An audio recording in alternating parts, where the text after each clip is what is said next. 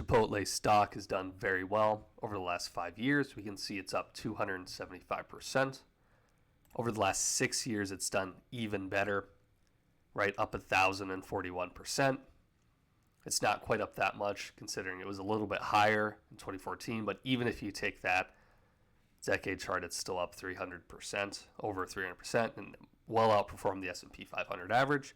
Certainly over the last 5 years it has, right?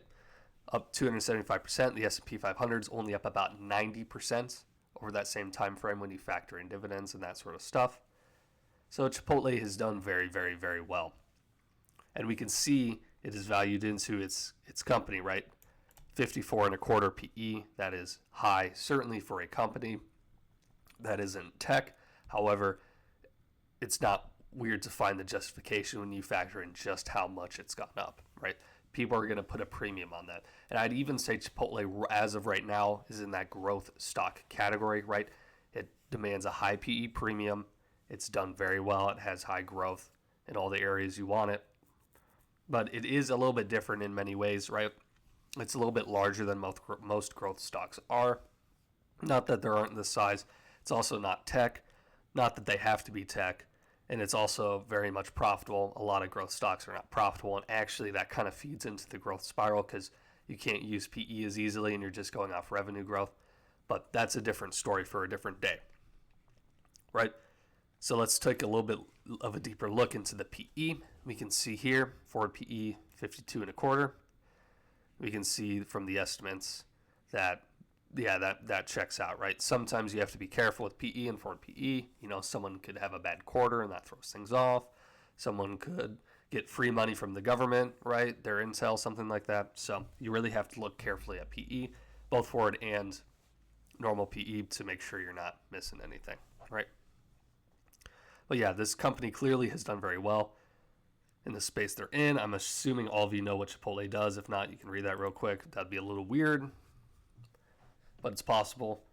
I had to actually stop recording this video and redo it because I saw hotels at the beginning of it. It's apparently Schwab categorizes all three together, but I literally was so flabbergasted. I'm like, what am I doing? How did I get the wrong stock? But anyways, that's not really part of this video. So with the CEO being gone, there is some concerns that things are going to slow down. That is reality.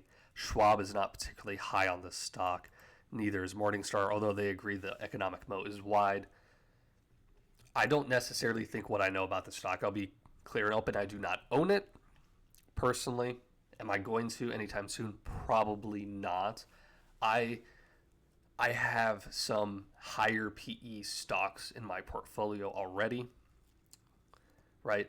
And I prefer the tech space outside of the restaurant space for high PE stocks because I understand the industry better, right? So everyone has to buy stocks in places they understand. Not that you have to understand every company wholly, right? So maybe if one of the higher PE stocks you own is Chipotle, and that makes sense for you because you understand it, it makes sense to you. For me, not as much with Chipotle, but when I look at something like Wingstop, right, and the PE valuations you have there, and don't get me wrong, I actually really like Wingstop a lot, like eating there, I do. But I just can't get there with the PE, right? I'm not quite there with Chipotle. Like, I can understand the valuation with it.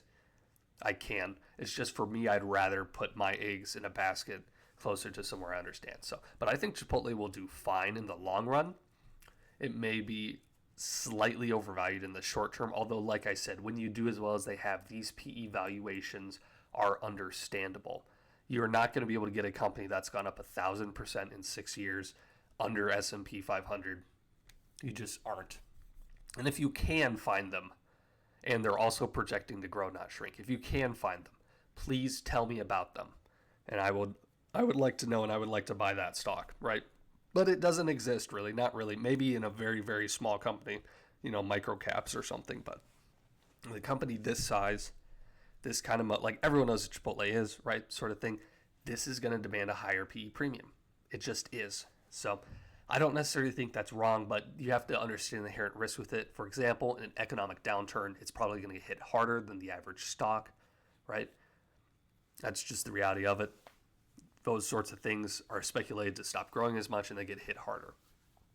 So if those sorts of risks factor in, you have to factor in the risk. What if this does start growing at a normal pace company and it reverses to the mean? You may take a number of years to get back up there just with normal growth. But I'm not particularly concerned about this. As I keep saying things where I'm like concerned about it, but outside of all that, this is a company that has clearly proven that it can grow. There's room for it to grow. It's been growing fast. It's done incredibly, incredibly well. So, like I said, as a long-term hold, I'm not super concerned about it. But just the way I own stocks, I'm probably not particularly going to buy it right now. But I don't think you are crazy to. Let's take a look at some other analysts, right? 4 stars buy, long buy. You're getting some better ratings here. Moderate ESG score. Let's take a look over here. Whoa. That is not what I expected. I don't know why it just crashed out, but we're at the very end of the video. I'm not redoing this. Page you're looking for isn't here. Okay, I guess we do not get any analysts today, so I'm assuming it's pretty much spread out. And then they give me a full-size ad. Oh, it's airing out again.